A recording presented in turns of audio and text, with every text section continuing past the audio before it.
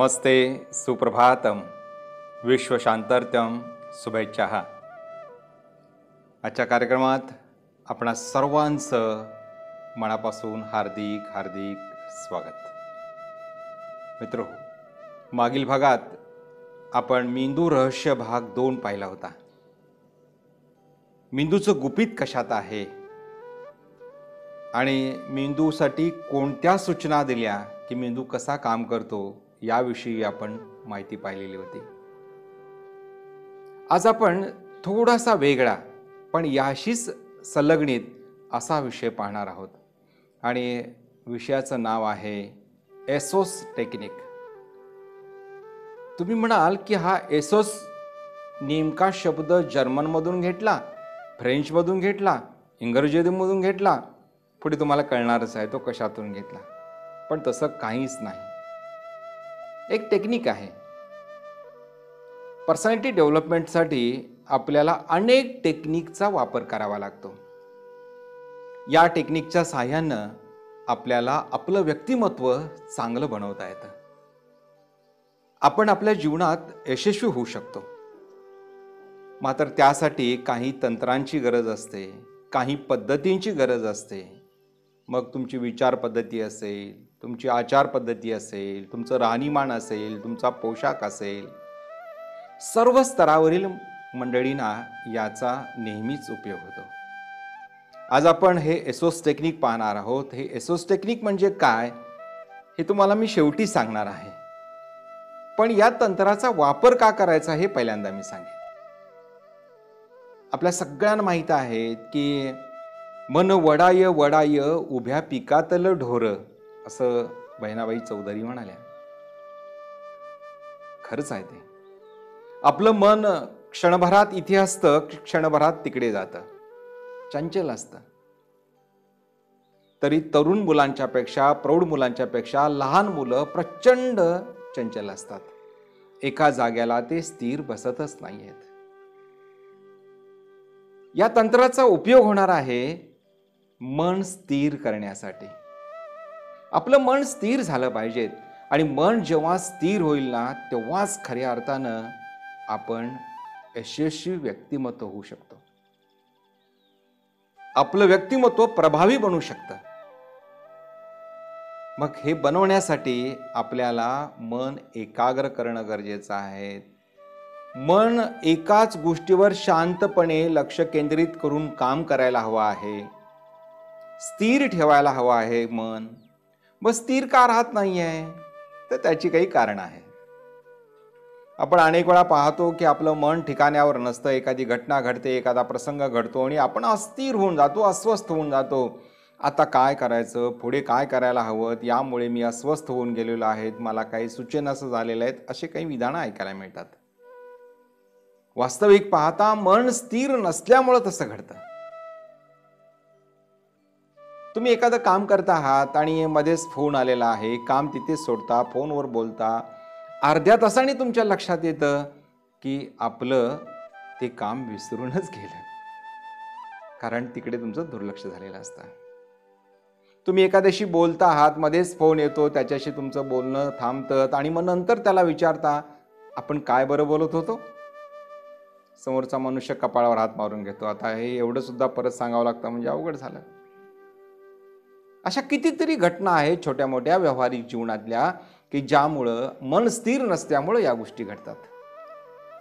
मन स्थिर नसलं की आरोग्य ठीक नसतं. मन स्थिर नसलं की जेवणावर लक्ष नसतं. मन स्थिर नसलं की कामावर लक्ष नसतं. मन स्थिर नसलं की कशावरही लक्ष आपलं लागत नाही. अस्थिर होऊन जातो, अस्वस्थ होऊन जातो. बरं, त्याला विचारलं ही अस्थिरता का तुझी आहे? नाही सांगतायत त्याला. तो म्हणतो एकाग्र चित्तानं मला बसताच येत नाही. असा बसला तोपर्यंत पाय हलवतो, हात हलवतो, जांभया देतो, असा करतो, तसा करतो, हात वर करतो. अरे एका जाग्याला नीट बैस, कुठला बसतो? लहान मुलांच्या बाबतीतही तसंच आणि मोठ्या माणसांच्या बाबतीतही तसंच. अगदी भजनाला, कीर्तनाला जाणारी माणसं सुद्धा अस्वस्थ होतात. खरं तर त्यांना आवड असते म्हणून ते गेलेले असतात, तरी सुद्धा अस्वस्थ होतात.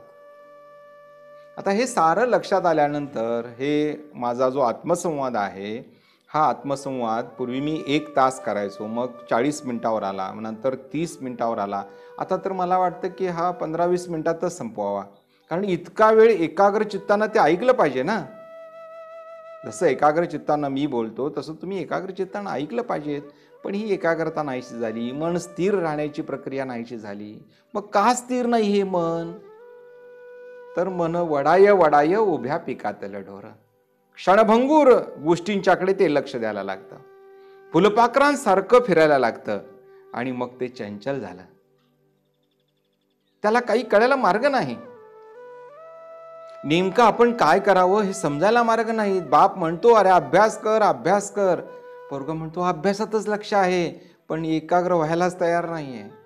अरे तुझं मन स्थिर कर. बाहेर घंटीवाला वाजलात, आईस्क्रीम आला असेल, अमुक झाला असेल, तमुक झाला असेल, मनात 1000 विचार सुरू असतात. कालचे विचार, उद्याचे विचार, परवाचे विचार सुरूच असतात. कसं मन स्थिर राहील सांगा ना. मग यासाठी काहीतरी टेक्निक आपल्याकडे असणं गरजेचं आहे. आणि हेच टेक्निक तुम्हाला सांगणार आहे की ज्या टेक्निकचा वापर मी स्वतः केलेला आहे, करतो आहे, तुम्हालाही सांगतो आहे, तुम्ही जरूर वापर करा.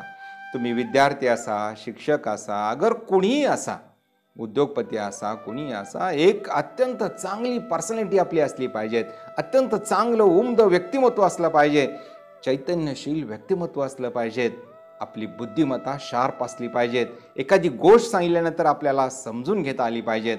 आणि यासाठी हे एसोस टेक्निक उपयोगी पडणार आहे. आता तुम्ही म्हणाल हे एसोस टेक्निक काय करणार आहे? खूप मोठं काम करणार आहे. एसोस हा शब्द मराठीतला आहे, तो ना इंग्रजीतला ना जर्मन मधला. एसोस मध्ये 3 अक्षरांचा समावेश केलेला आहे आणि 3 गोष्टींचं मिळून हे तंत्र बनवलेलं आहे, म्हणून त्याला एसोस टेक्निक म्हणतात. म्हणजे याचा अर्थ ते मी स्वतःच त्याच्यावर अभ्यास केलेला आहे आणि ते शोधलं आहे की एसोस टेक्निकचा जर वापर केला तर त्याचा प्रचंड फायदा होऊ शकतो. मला तर खूप फायदा झालेला आहे. एका कामामध्ये मन स्थिर ठेवून जर आपण काम करायला लागलो तर असंख्य चांगल्या गोष्टी घडू शकतात. पाहूयात आपण हे एसोस टेक्निक म्हणजे नेमकं काय आहे ते. एसोस मधला जो ए आहे तो एकाच गोष्टीवर लक्ष केंद्र करा. एकाच गोष्टीवर लक्ष केंद्रित करायला जर शिकलो ना आपण तर मन स्थिर राहतं. एका वेळी अनेक गोष्टीमध्ये लक्ष असतं.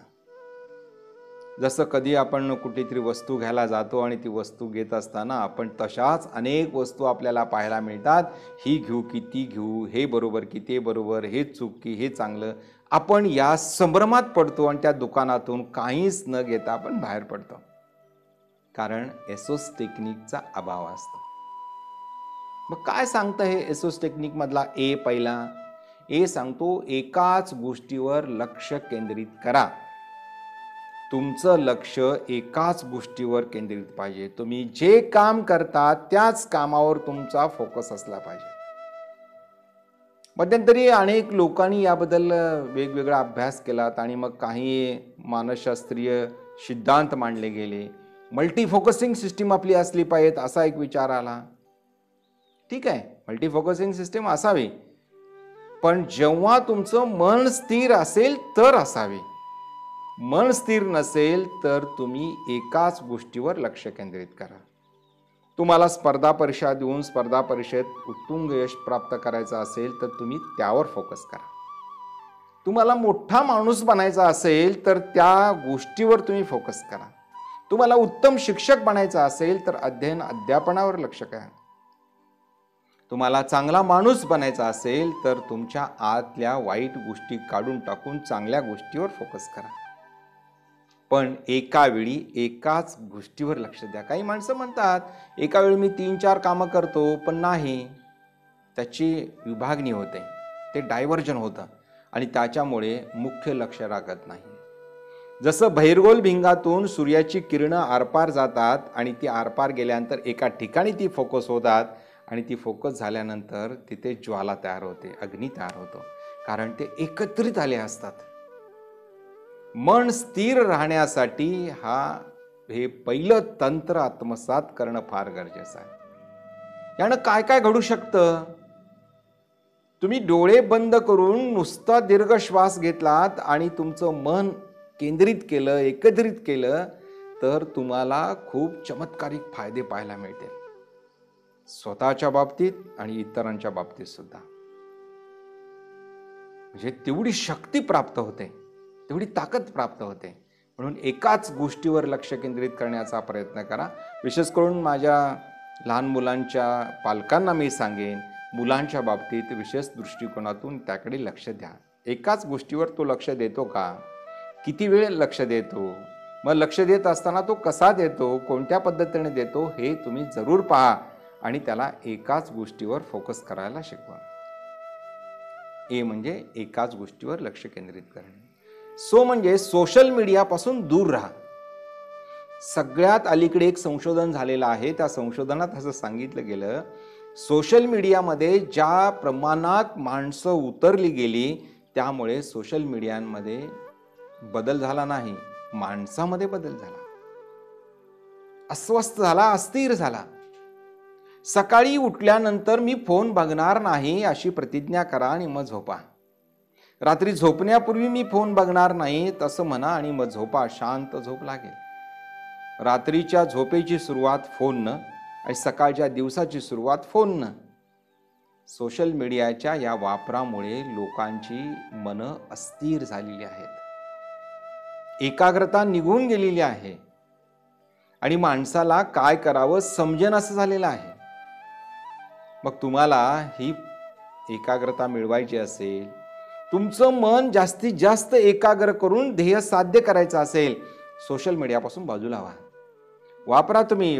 दिवसातील एक 10 मिनिटं वापरा, त्यानंतर ते बंद करून ठेवा. उठलं सुटलं की मोबाईल काढायचा. 10 मिनिटं मोबाईल वाजला नाही तर 11व्या मिनिटाला मोबाईल बघतो आणि नुसता बघत नाही तर का फोन कुणाचा आला नाही म्हणून त्याला चिंता वाटायला लागते आणि तो अस्वस्थ होतो. कुणीतरी एक साधा मेसेज पाठवलेला असतो, हे तुमचं बरोबर नाही, अस्थिर होऊन जातो. एखादी घटना, एखाद्या प्रसंगामध्ये त्याला काही मेसेज येतो, अस्वस्थ होऊन जातो. म्हणजे जेवढं सोशल मीडियामुळं सामाजिक क्रांती झाली, तेवढीच सामाजिक हानी झाली. हे अनेक वेळा कोणाच्या लक्षातच येत नाही.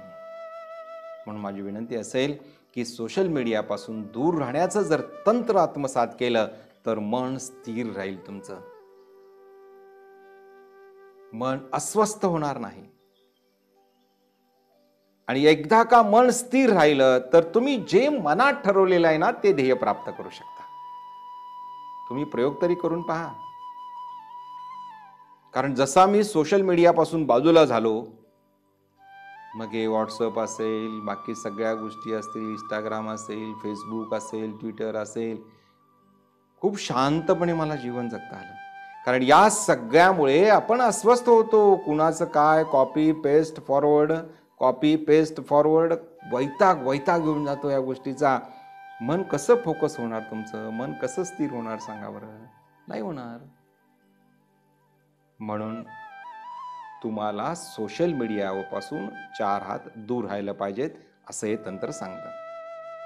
या तंत्राचा फायदा एवढा आहे, तुम्ही दूर राहिलात की तुमचं मन एकाग्र व्हायला लागेल आणि मग तुम्हाला जे काही समजून घ्यायचं असेल ते सहजपणे समजेल. आवश्यक तेवढा, आवश्यक पुरताच, गरजेपुरताच त्याचा वापर करायला शिकलो पाहिजे. आणि म्हणजे सतत सराव करत राहा. असं म्हणतात की तुम्हाला सचिन तेंडुलकर व्हायचं असेल तर सराव करणं गरजेचं आहे. तुम्ही वर्षभर दररोज 10 तास जर सराव केला तर सचिन तेंडुलकर होणार आहात का? नाही होणार आहात. पण तिथपर्यंत जाण्यासाठीचा तुमचा प्रयत्न खूप चांगला असेल, पण सराव महत्वाचा आहे. शांत राहण्याचा सराव करा, शांत राहायला लागाल. एकाग्रतेने विचार करायचा सराव करा, एकाग्रतेने विचार करायचा तुम्हाला कृती प्राप्त होईल. तुम्ही चांगल्या गोष्टी मनामध्ये विचार करा, त्याचा सराव करा, तुम्हाला त्यामध्ये निश्चितपणे प्राप्त होईल, यशस्वीता निर्माण होईल. पोहण्याचा सराव करा, जसं पोहणं येऊ शकतं. चालण्याचा सराव करा, चालणं येऊ शकतं. धावण्याचा सराव करा, धावणं येऊ शकतं. तसं मन स्थिर करण्याचा सराव करा. मग त्यासाठी ध्यानधारणा असेल, साधना असेल, ध्यानसाधना असेल, मनन असेल, चिंतन असेल, नीतिध्यास असेल, कोणतंही एखादं तंत्र त्याला उपयोगी पडेल, कोणतीही एखादी साधना उपयुक्त पडेल, पण तुम्ही सतत सतत करत राहायचं. एखादी गोष्ट सतत केल्यानंतर त्याचा खूप फायदा होतो. मेंदूला ती सवय लागते आणि मेंदूला एकदा का ती सवय लागली की मेंदू ते आपोआपच ग्रहण करायला लागतो. मेंदूच्या रहस्यामध्ये आपण पाहिलं की मेंदूला एकदा सवय लागली की ते मेंदू करतो. म्हणून सतत सराव करण्यासाठी तुम्ही लक्ष द्या. अगदी जेवण करण्यापासून अभ्यास करण्यापर्यंत, कुठलंही काम करण्यापासून काहीही करण्यापर्यंत तुमचा सराव महत्वाचा असतो. छोट्या गोष्टीपासून मोठ्या गोष्टीपर्यंत. मग हाच सराव जर एकाग्रतेसाठी वापरला तर, हाच सराव मन स्थिर करण्यासाठी वापरला तर, हा प्रयोग करून पहा. मन स्थिर ठेवायचा असेल तर तुमचा सराव फार महत्वाचा आहे. आणि हेच आहे एसोस तंत्र, एसोस टेक्निक. एकाच गोष्टीवर लक्ष द्या. सोशल मीडियापासून दूर राहा. आणि सतत सराव करा. या 3 गोष्टी जर तुम्हाला जमल्या तर हे एसोस तंत्र तुम्हाला निश्चितपणे आत्मसात होईल आणि तुमचं मन स्थिर राहील. ज्याचं मन स्थिर असतं तो आयुष्यात कधीच मागे येत नाही. तो आपल्या ध्येयापर्यंत पोहोचतो. आपलं ध्येय प्राप्त करतो. मग ध्येय प्राप्त करण्यासाठी याची नितांत गरज आहे. भेटूया तर मग पुढच्या गुरुवारी याही पेक्षा व्यक्तिमत्व विकासाच्या संदर्भात एक आगळा वेगळा विषय घेऊन पुढच्या गुरुवारी ठीक 11:30 वाजता. तोपर्यंत धन्यवाद.